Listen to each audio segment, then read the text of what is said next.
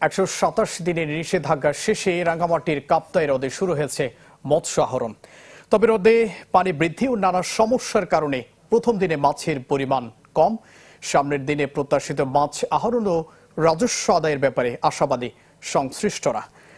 রাঙ্গামাটি থেকে জিয়াউল হকের রিপোর্ট।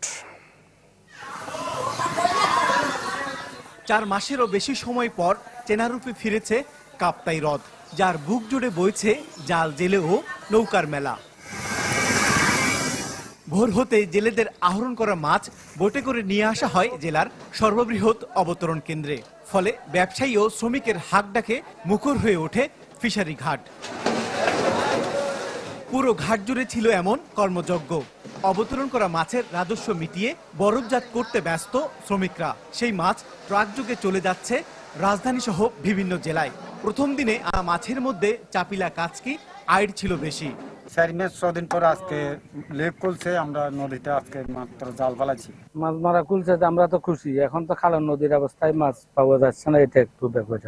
প্রথম একটু বৃষ্টির কারণে মাছ একটু এলোমেলো হয়েছে। সামনে যখন নদীটা ঠিক হয়ে যাবে তখন মাছ পাওয়ার সম্ভাবনা একটু বেশি। কর্মস্থান বন্ধ ছিল, এখন কর্মস্থান মোটামুটি সচল। আর আশা করি আমরা সামনে কর্ম করে আমরা সুন্দরভাবে জীবনযাপন করতে পারবো। নদীতে পানির স্রোত আছে, তো স্রোতের জন্য মাছ কম আসতেছে। এগুলো খেয়ে ফসে আমাদের থাকতে পারবে, সুস্থ থাকতে পারবে খেয়ে, এবং আমরা খুশি, আমরা সকলে খুশি। অন্যান্য বছরের তুলনায় প্রথম দিনে মাছ ঘাটে এসেছে কিছুটা কম।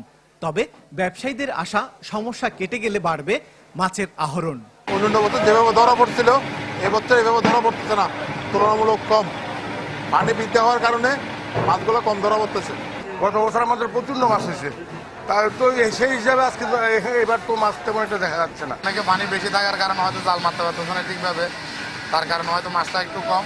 আশা করি মোটামুটি ভালো হবে ইনশাল্লাহ। আশাবাদী বিএফডিসিও।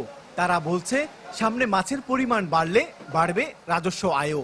মাছের পরিমাণটা অন্যান্য বছরের তুলনায় প্রথম দিন হিসাবে একটু কম আছে।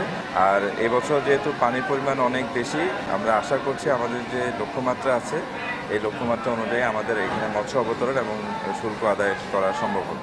বিএফডিসির তথ্য মতে গেল বছর জেলার 4টি অবতরণ কেন্দ্রে ৭,৬৩৭ মেট্রিক টন মাছ অবতরণ হয়, যা থেকে রাজস্ব আদায় হয় 15,58,00,000 টাকা।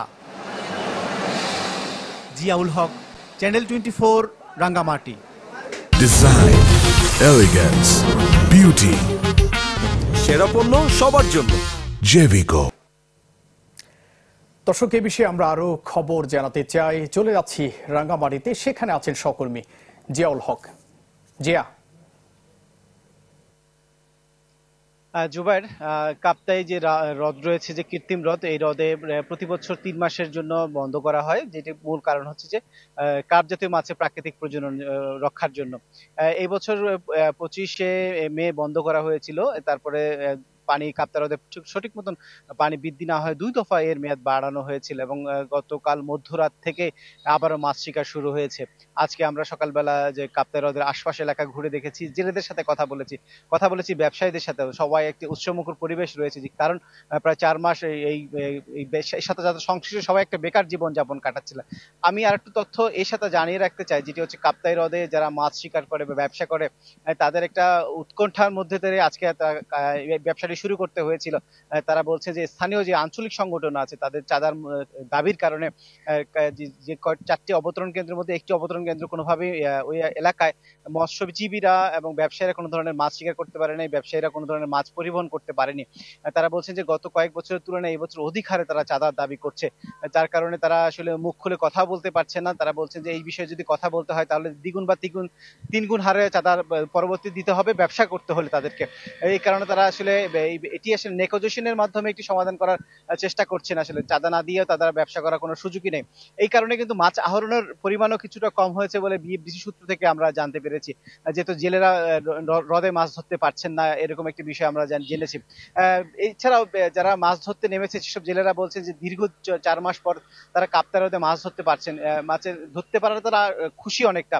তারা বলছেন যে যেহেতু হ্রদের পানি পর্যাপ্ত হ্রদে পর্যাপ্ত পানি রয়েছে এবং হ্রদের নিচে স্রোত থাকার কারণে তারা সেই পরিমাণ মাছ আহরণ করতে পারছে না। আশা করছেন যে দিন দিন তাদের যখন কাপ্তাই হ্রদে পানি স্থির হবে ভালো মাছ ধরতে পারবেন এবং বিএফডিসি বলছেন মাছ আসলেই আহরণ আরো বৃদ্ধি হবে এবং রাজস্ব আয় বেশি পাবেন তারা ধারণা করছেন।